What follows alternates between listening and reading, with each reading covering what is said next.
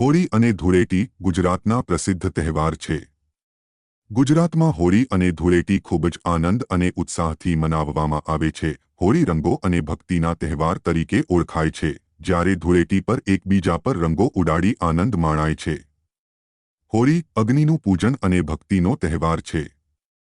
હોળી એ હિન્દુ ધર્મનો મહત્વપૂર્ણ તહેવાર છે, જે ફાગણ મહિનાના પૂનમ પૂર્ણિમા દિવસે ઉજવવામાં આવે છે. ગુજરાતમાં હોળી ધાર્મિક અને સાંસ્કૃતિક મહત્વ ધરાવે છે. હોળી કેમ મનાવવામાં આવે છે? 1. હોળીના દહન.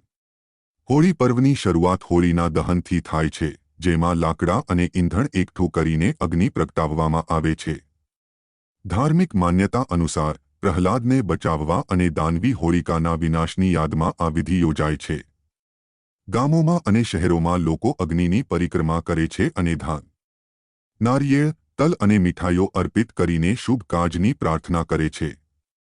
2. ખેડૂતો માટે હોળીનું મહત્વ. હોળી મુખ્યત્વે રબી પાકના સમાપન અને નવા સિઝનની શરૂઆતના તહેવાર તરીકે પણ ઉજવાય છે.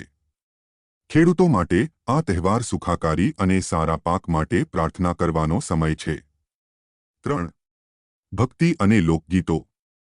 હોળીના દિવસે ભક્તિગીતો અને ગોપીકૃષ્ણની લીલા સાથે જોડાયેલા ગીતો ગવાય છે. ગુજરાતના કેટલાક વિસ્તારોમાં હોળી મટકી અને હોળી રમણ જેવી પરંપરાઓ જોવા મળે છે. ધૂળેટી રંગો અને આનંદનો તહેવાર છે. ધૂળેટી એ હોળી પછીના દિવસે ઉજવાતો રંગોનો તહેવાર છે.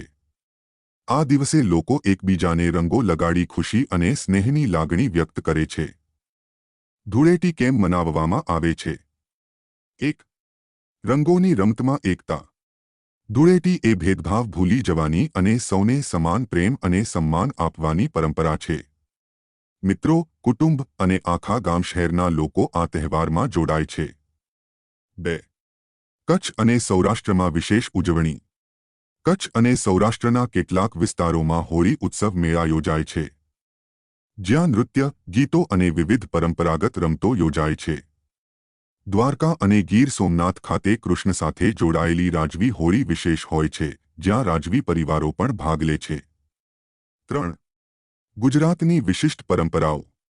દાહોદ અને પંચમહાલ આ વિસ્તારમાં આદિવાસી હોળી ખૂબ પ્રચલિત છે, જેમાં પાટાફાગ અને લોકગીતો સાથે ઉત્સવ મનાવવામાં આવે છે. અમદાવાદ અને વડોદરા શહેરોમાં ફાગ મહોત્સવ અને સંગીત સાંસ્કૃતિક કાર્યક્રમો યોજાય છે. હોળી ધૂળેટીનો આધ્યાત્મિક અને સામાજિક સંદેશ. નકારાત્મકતાનો અંત. હોળીના દહન એ અહંકાર અને દંભના અંતનું પ્રતીક છે. મિત્રતા અને પ્રેમ. ધૂળેટી પર રંગો દ્વારા સૌ એકબીજાની નજીક આવે છે.